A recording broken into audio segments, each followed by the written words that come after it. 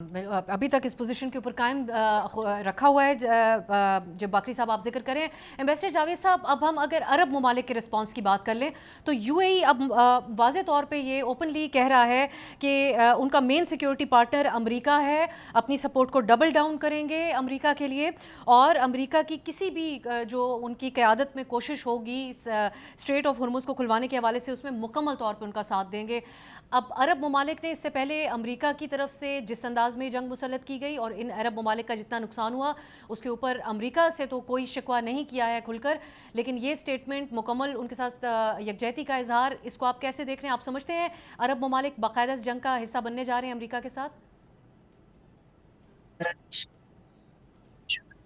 देखिए, पता करे ना ही हो ऐसा फैसला, और इस किस्म की एक्सपेंशन ऑफ कॉन्फ्लिक्ट जो है वो तो ना तो रीजन के लिए, इस खत्ते के लिए मुफीद साबित होगी, और ना पाकिस्तान के इंटरेस्ट के लिए साबित होगी, और ना ईरान और सऊदी अरब वगैरह जिनके साथ हमारे बड़े गहरे दोस्ताना और बरादराना ताल्लुकात हैं, उन ताल्लुकात के लिए एक अच्छी चीज़ होगी। तो हमारी कोशिशें जो हम सफारती लेवल पे, सियासी लेवल पे कर रहे हैं, उनको ज़्यादा तेज़ करने की ज़रूरत है। और ख़ास तौर पे हमें जो है ईरान के अलावा हमें और अमेरिका के अलावा हमें जो खलीजी ममालिक हैं जिनके साथ हमारे गहरे रवाबत हैं, उनके साथ भी हमें उनको ये समझाना चाहिए कि इस वक्त जो है मुनासिब ये होगा कि हम तहम्मुल से काम लें। और क्योंकि ईरान के ऊपर जो हमला किया गया है उसमें बाज़ औक़ात उनके जो अमेरिकन बेसेस हैं गल्फ़ रीजन में, उनको इस्तेमाल किया गया है। और इसलिए ईरान समझता है कि वो जो अमेरिकन बेसिस वहाँ पे हैं या अमेरिकन टारगेट्स जो वहाँ पे हैं वो उनके लिए लेजिटिमेट टारगेट हैं जिनके ऊपर वो अटैक कर सकते हैं। अब इसमें साफ ज़ाहिर है खलीजी ममालिक तो इस चीज़ को मानने के लिए तैयार नहीं है, और हमने भी जब वहाँ पे रियाद में मीटिंग हुई तो उसमें हमने यही उनके साथ हमने ये जिसमें हम शरीक हुए, हमने एग्री किया कि ईरानी जो हमले हैं खलीजी ममालिक पे वो जायज़ नहीं है, उनको हमने कंडेम किया। तो वो इसी वजह से किया कि हमारी सोच ये है कि ये जो है जो कॉन्फ्लिक्ट है ये अब बढ़ के रीजनल कॉन्फ्लिक्ट की शक्ल इख्तियार ना करे, क्योंकि उस सूरत में तो सारा रिलीजन इसकी लपेट में आ जाएगा और पाकिस्तान उसके असरात से महफूज नहीं रह सकेगा। इसी तरह तुर्की को भी और इजिप्ट को भी इसमें जो है मेरा ख्याल है एक बड़ा एक्टिव रोल प्ले करना चाहिए, और हमें सारे ममालिक से अपील करनी चाहिए कि वो तहम्मुल से काम लें, सब दानिशमंदी से काम लें। और जो हमने तजवीज़ एक जो ख़बर आ रही है पेश की है अमेरिका को, ईरान को भी की है, उसको सपोर्ट करें। और यही काम हमें चाइना और रशिया उनको भी करना चाहिए, और यूरोपियन कंट्री से भी कि वो भी उस किस्म की प्रपोज़ल के पीछे अपनी सपोर्ट दें, ताकि ये जो खत्ते में वसी एक जंग का ख़तरा जो डेवलप हो रहा है उससे महफूज खत्ते को महफूज रखा जा सके। ठीक है। यूरोपियन यूनियन ने ख़ुद को वैसे भी डिस्टेंट किया है। यूरोपीय काउंसिल के सरबरा ने कहा है कि किसी भी सिविलियन इंफ्रास्ट्रक्चर को अगर टारगेट किया जाता है तो उसकी हम सख्त मुखालफत करते हैं, आलमी कवानीन के ख़िलाफ़ होगा। चिश्ती साहब, एक तो आप अरब ममालिक के रिस्पॉन्स को कैसे देख रहे हैं? दूसरा, जो अभी बाकरी साहब भी बात कर रहे थे कि ये खदशा है कि कोई कार्रवाई की जाएगी, वो तो बुध के रोज़ का भी हवाला दे रहे हैं। ये खबरें भी कोट की जा रही हैं इंटरनेशनल मीडिया में ईरानी हुक्काम का हवाला देते हुए कि अमरीकियों ने जो पायलट ढूंढने की जो एक्सरसाइज की थी वो बेसिकली ग्राउंड वर्क के लिए जो है वो माहौल देखने की कोशिश भी थी। आप इत्तेफाक करते हैं इस एक्सरसाइज को? आपने कैसे देखा? सबसे पहली बात तो ये है कि F-15 जो उनका लॉस एक हुआ है, और इससे पहले भी कई जहाज मारे जा चुके हैं, वो तो एक तारीख का हिस्सा बन गया है। और वो मैं जब ये 3 जहाज मारे गए थे शुरू में F-15, तो अमेरिका ने कहा था ये फ्रेंडली फायर का निशाना बने हैं। तो मैंने उस वक्त तकरीबन मैं 1 महीना पहले भी कहा था कि मेरा ये मानना नहीं है कि ये फ्रेंडली फायर है, क्योंकि फ्रेंडली फायर से 1 मारा जा सकता है, 2 या 3 नहीं होते।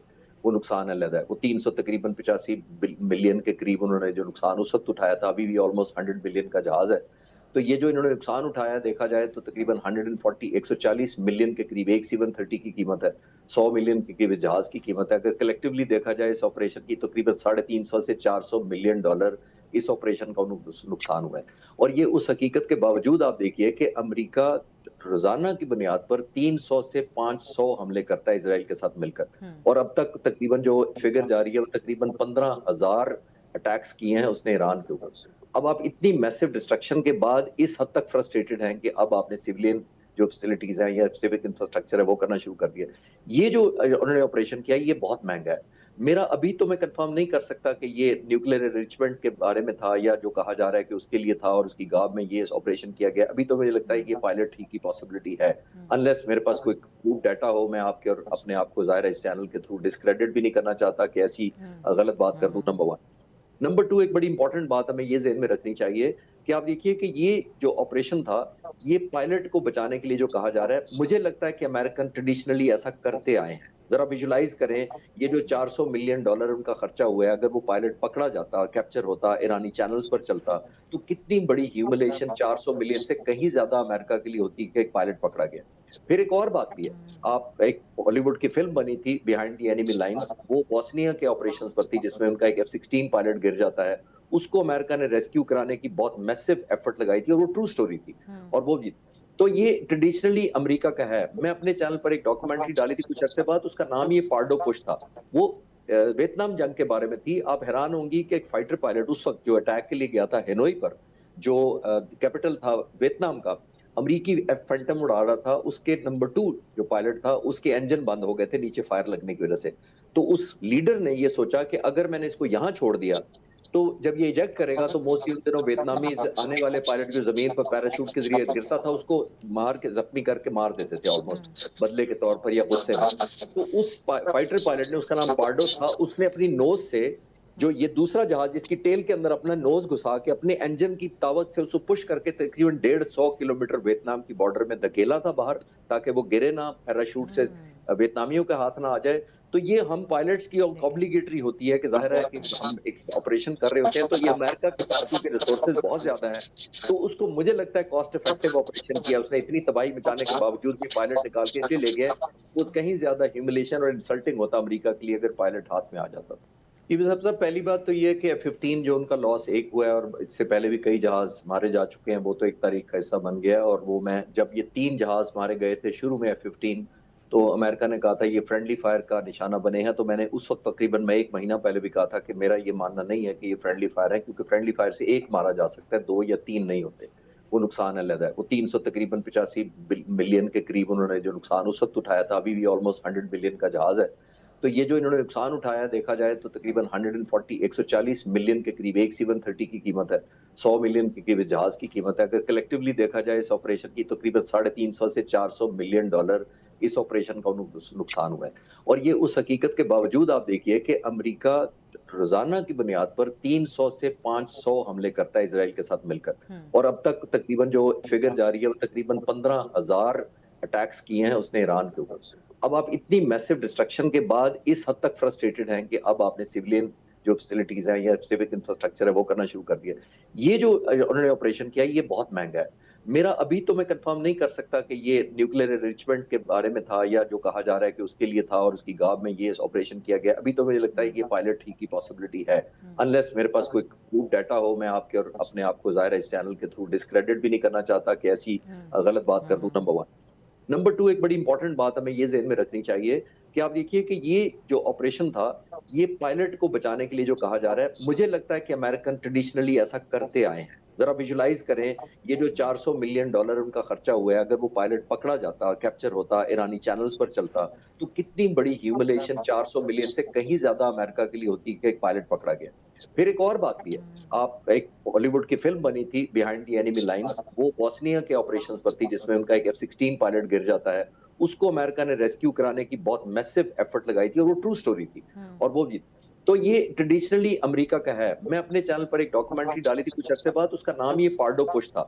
वो वियतनाम जंग के बारे में थी। आप हैरान होंगी कि एक फाइटर पायलट उस वक्त जो अटैक के लिए गया था हेनोई पर, जो कैपिटल था वियतनाम का, अमरीकी फैंटम उड़ा रहा था, उसके नंबर 2 जो पायलट था उसके इंजन बंद हो गए थे नीचे फायर लगने की वजह से।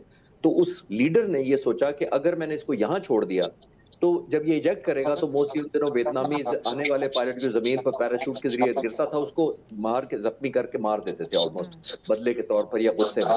तो उस फाइटर पायलट ने, उसका नाम पार्डो था, उसने अपनी नोज से जो ये दूसरा जहाज जिसकी टेल के अंदर अपना नोज घुसा के अपने इंजन की ताकत से उसको पुश करके तकरीबन 150 किलोमीटर वियतनाम की बॉर्डर में धकेला था बाहर, ताकि वो गिरे ना, पैराशूट से वियतनामियों के हाथ ना आ जाए। تو یہ ہم پائلٹس کی obligatory ہوتی ہے کہ ظاہر ہے کہ ہم ایک آپریشن کر رہے ہوتے ہیں تو یہ امریکہ کے پاس کیونکہ ریسورسز بہت زیادہ ہیں تو اس کو مجھے لگتا ہے کاسٹ افیکٹو آپریشن کیا. اس نے اتنی تباہی مچانے کے باوجود بھی پائلٹ نکال کے اس لیے لے گیا.